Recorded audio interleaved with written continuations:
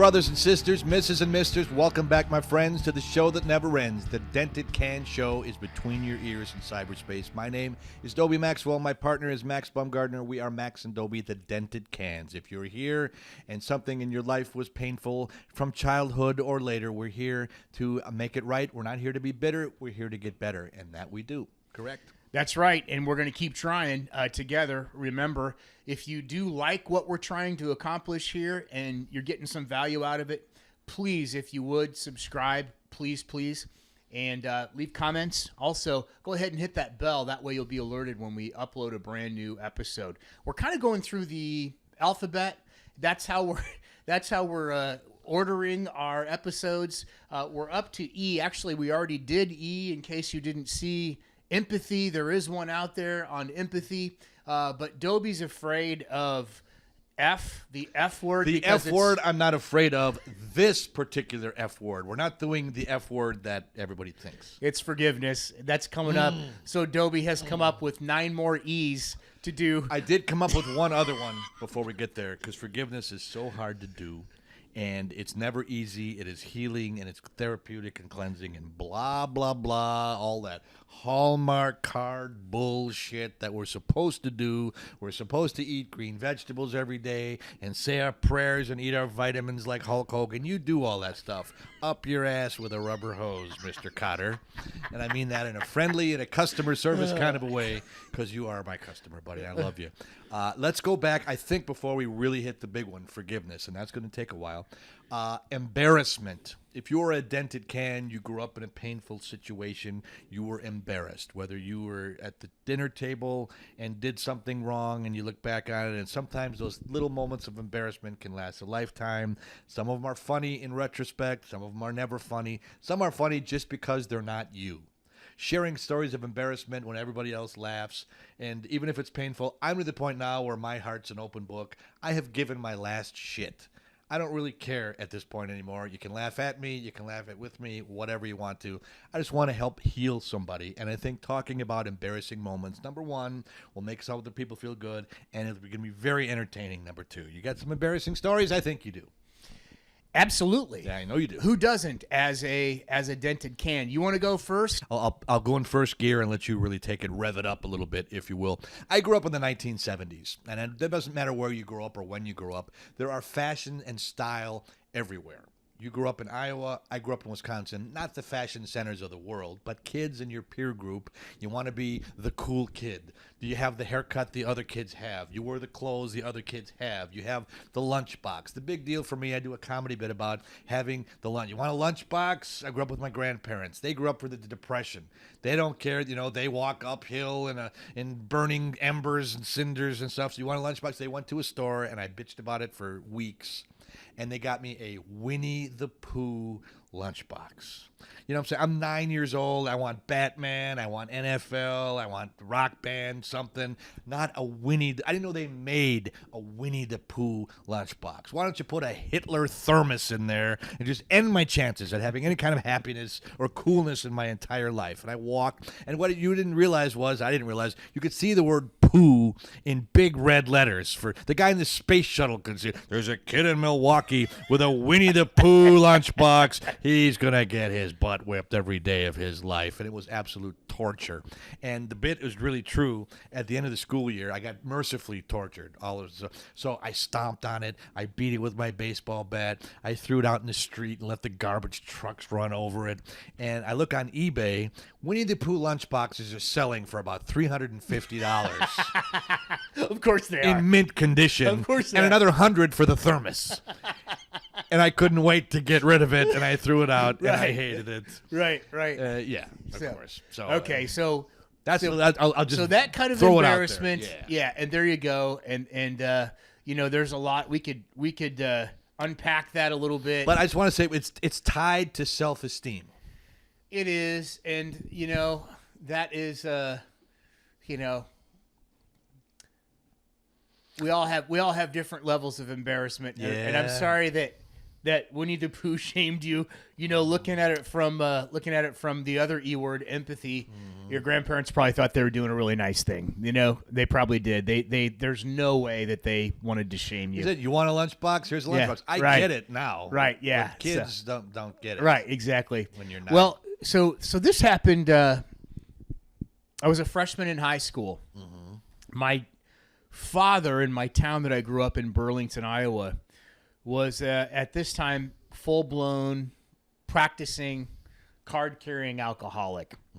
There were some other narcotics involved at times and some weed. But he was, you know, we lived somewhere else. He lived on his own. Went from nasty house to nasty apartment to nasty house, you know. The whole time making great money. My dad was a laborer, member of the UAW union. Oh, yeah. Yep. You know, they treated him, that union, I got to tell you, that union treated him really, really well. They really did. Okay. Because he didn't bring much to the party by way of productivity. So, Sure. You know, especially when he was really using and really kind of, you know, they were a brotherhood for him and kind of kept him employed. Different story. One day when we walked into Raleigh Ford's class, because he may still be alive, and I hope that he Googles his own name and hears this, and I hope he relives it. Not that I wish anything bad on Mr. Ford, but I hope that he goes back and looks at empathy and maybe feels a little empathetic to the freshmen back there in the early 80s. One day when Raleigh walked in, it was biology. We all walked in there. I remember it like I can feel it rising up in me right now as I tell the story, because it was very, very traumatic, very, very embarrassing, very embarrassing. Okay. We walk in there. He's got the Burlington Hawkeye, which was our local paper, you know, the Hawkeye. He's got it out. He's, you know, back when everybody used newspapers when they were full size, you know, he opens it up on his desk in front of the class and he goes, Larry Baumgardner. Your father? He didn't say that. He goes, he's reading Police Beat. Sideswiped a parked car on Main Street at a high rate of speed, then hit another car at a stoplight, then tried to evade police officers, and was finally arrested at a bar where he denied doing any of it with, I don't know what he had, how much weed he had on him, but he had enough to be in trouble. And then he looked up, he said, "Is that your dad?" In front of the whole class. Wow. You never told me this story. And the class erupts in laughter, you know. And, you know, later I was on a school board. I'm not any longer. But, you know, teachers are just people too. And they make bad choices, right? And there's some really bad teachers.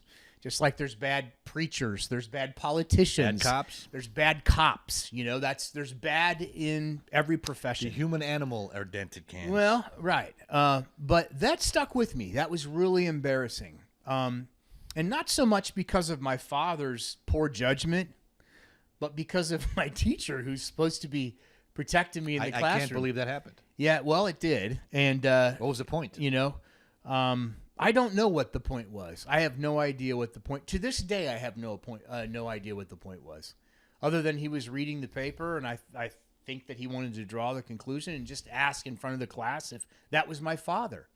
In your mind, not to be bitter to get better, what would have been a satisfactory outcome if there is one, something like that?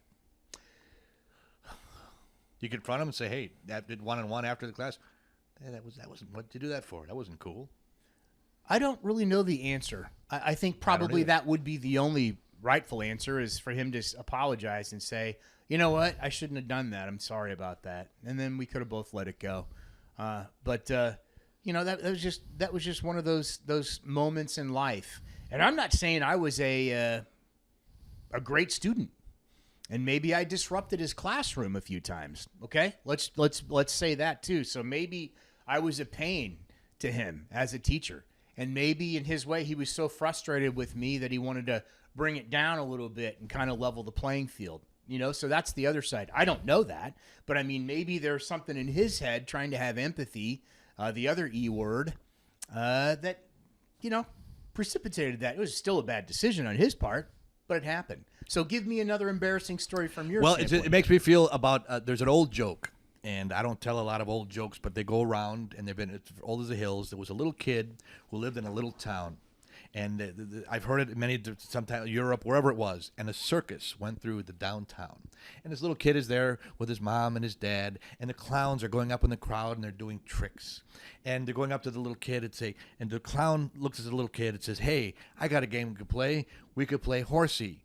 And I'll be the front of the horse, and you can be the horse's ass." And as parents and everybody around him laughed, and that kid had a scar, and he was vowed that he was going to get even with that clown. And he grew up, and he ran away from home, and he studied comedy. He read every book about comedy there was, and he went to universities and took humor courses, and he studied joke writing, and he was prepared. He was going to get even with this clown. And 25 years to the day, that same circus came back to that same town, and the parade went downtown, and that clown was a little bit older and a little bit fatter and a little bit balder, but it was the same clown. He went up and his family's there, and the guy's 25 years older, and he doesn't remember it. He said, "Hey, I got a game we could play.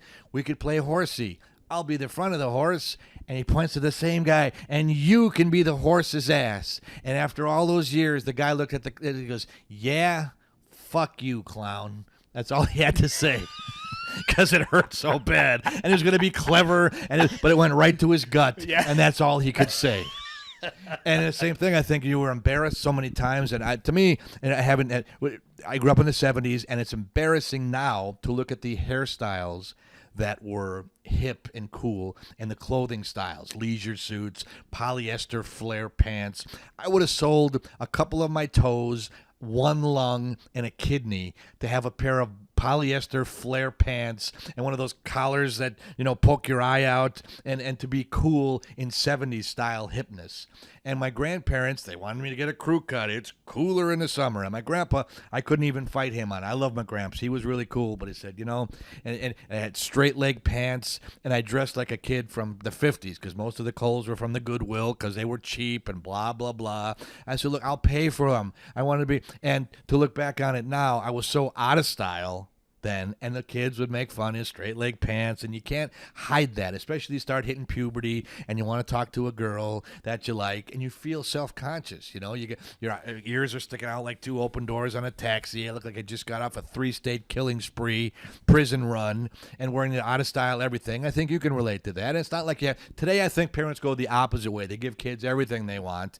And I'm not saying you have to go that way, but I think there has to be a happy medium to give a kid a little bit of self-esteem and to talk to them about it. Well, do you really need this? Well, you're going to make some choices, and we all need to be walked through these things. And if it's not a parent, it's got to be a parent figure. So the embarrassment part, it's funny that you mentioned the I guess you could say the Danny Terrio or John Travolta Saturday Night Fever now. Well, but speaking of embarrassment, you just put this in my head. That was cool in the 70s. Yes, it was. But in 1983 or 84, not as cool. In fact, not cool at all. It was so far over with, a 70s. So imagine your alcoholic father who makes great money not letting you spend $60 on a tuxedo for prom, but saying, "Hey, I got a suit you can wear."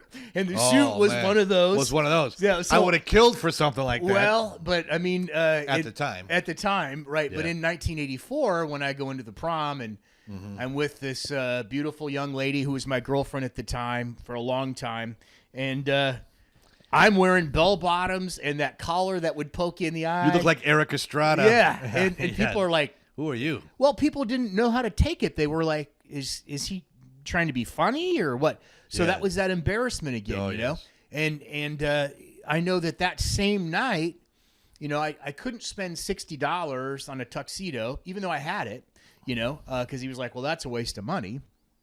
I worked since I was 12 years old. That's something else you do when you live in poverty or a poverty mindset. You work, right?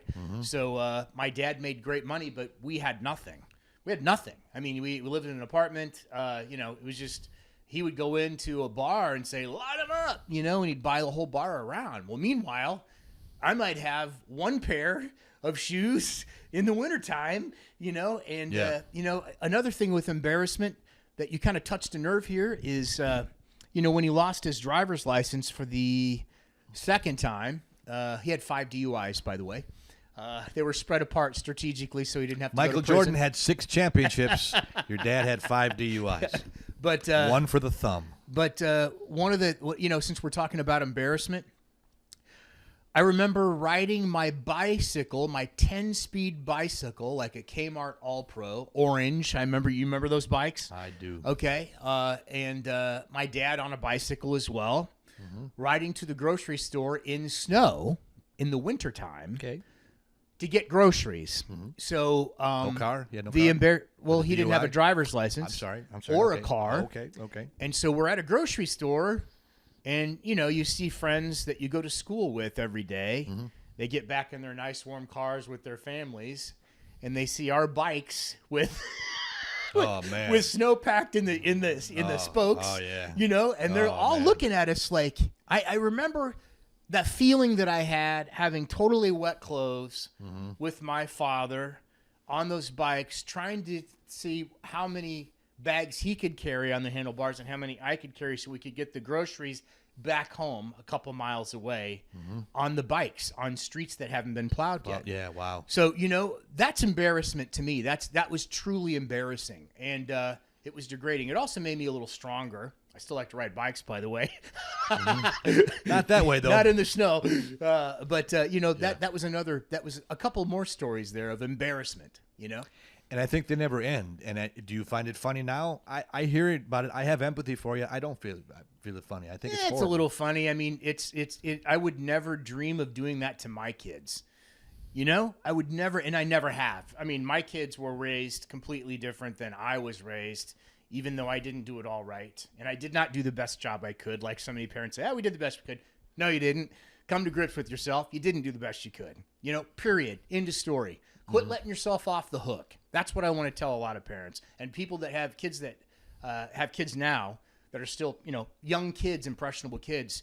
Don't have that mindset. It's okay. It's not okay. Today is when you need to focus on that. And when you embarrass your kid, it stays with them. Oh my God. And I ended up, that's one of the things I hated most about my father, how embarrassed, all those embarrassing times. And that's just a few times. I remember one time as a kid on the ball field, he became the coach, Oh, boy. baseball field. Well, it's the reason I don't like baseball to this day. Okay. I threw a pitch. And he said, "You throw like a girl. Go on the girls' team. Go sit down in front of all my buddies." Oh man. Yeah. Not realizing how much pain that causes. He screamed at Trying me. to be funny. Yelled at me, trying to be funny. Trying to be hip, cool, and whatever. He got laughs out of my buddies. Oh, I'm sure he he did. Yeah. But in that moment, I was like, wow, man, you're my dad, Yep. So what's that all about, Yeah. So that, those kind of things stick with you. They really do stick with you.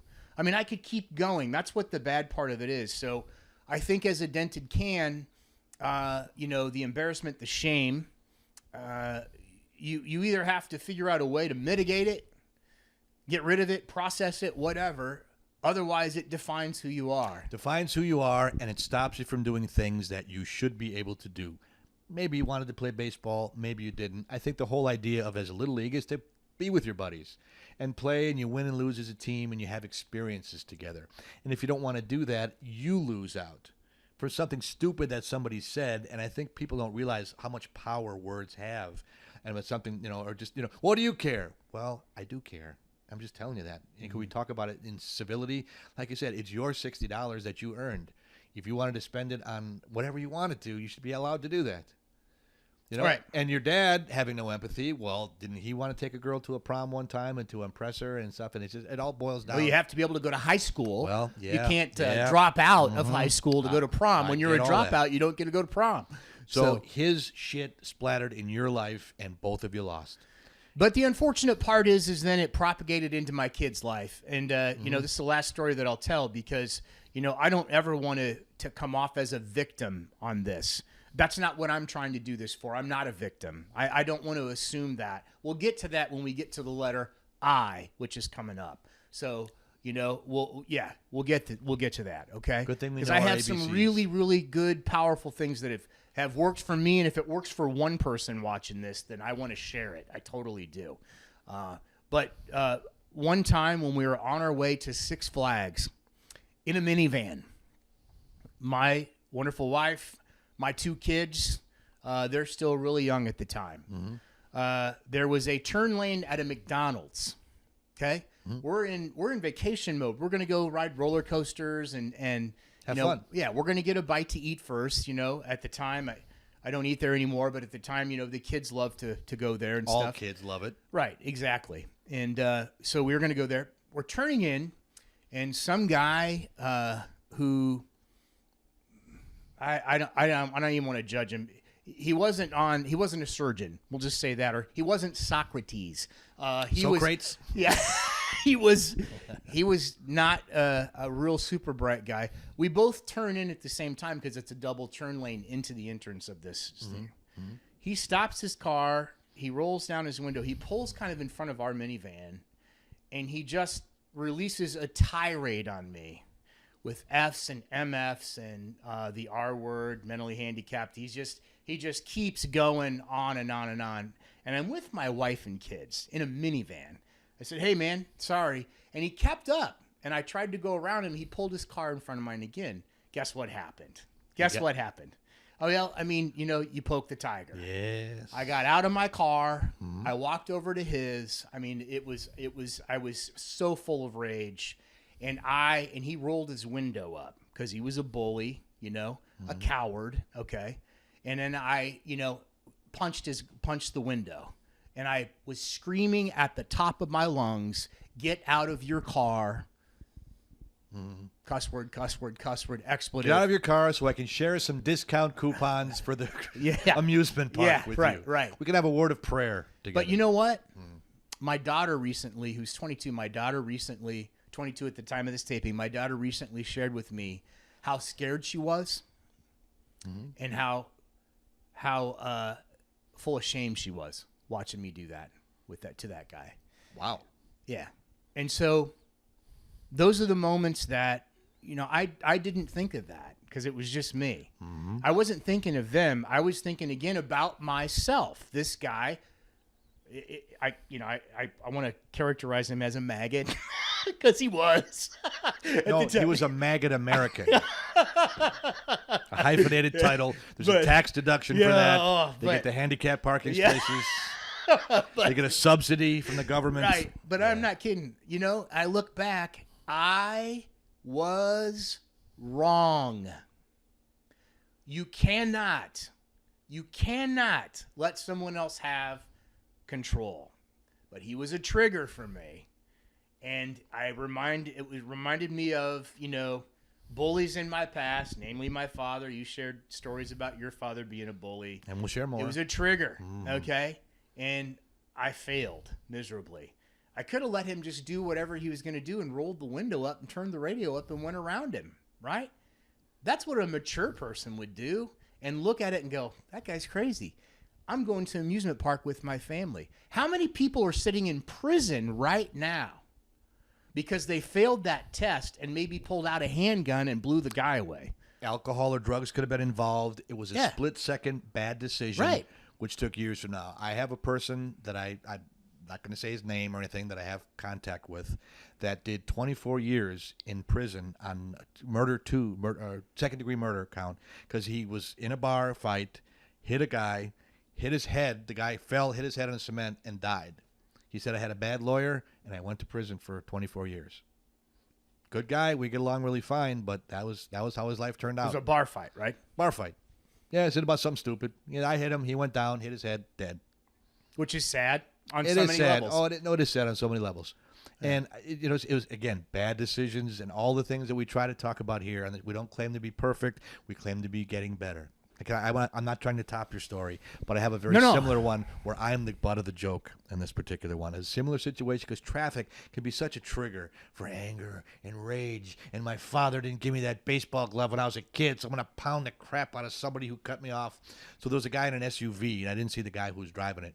And it was a hot summer day, and I was in Chicago, and this guy was blocking traffic, and he was really slow, and I couldn't get around him because he had the SUV. So I really just snapped like you did, and I got around him in front, and I was right in the middle lane, and I went 15 miles an hour on a 45 mile. He tried to get around me, and I went back and forth, and I gave him the one finger salute, and I'm going to teach you. And the cars behind me are in a line, and they're really beeping and screaming, and you could feel the tension. So finally, pull over. So we got over, and out from behind the SUV was he's about 6'6". He was a Marine because he had a tattoo, and he was about 75 years old. And he had two big hearing aids in each ear and big, thick glasses that you could, put a hole through in the sun in the summertime. And I started laughing because I'm thinking, okay, here's a guy, a Marine. If he twists my head off like a bottle cap, which he could, I got my ass kicked from a 75-year-old guy. If I kick his ass, I kick the ass of a 75-year-old guy who's a Marine. I can't win. So I started laughing. I said, okay, man, you know what? It happened. I got in my car, and I left. And he was even more enraged that I laughed about it in that situation. But I think I was very lucky because that could have gone in a bad spot, as could yours have. Right. Well, and the only reason I shared my story was because of the shame, the embarrassment, since we're talking about embarrassment, That's it. that I caused my family. And I'm done with that. I'm done with that because I'm aware. You got to be aware of other people, even people that are attacking you. You got to be aware that you don't need to attack back. And it's so hard, man. And I wish that I'd have learned it 30 years ago. I really do. I really, really do. Well, that's embarrassing. You're learning it now. I'm learning it now. If you made a mistake, of course you have. We've all done stupid things. If you can learn to laugh at it, that's even better. If you can learn to do less, that's better than that. We are Dented Cans here. We're not perfect, but we're improving. We're not here to be bitter. We're here to get better. You're getting better. I'm getting better.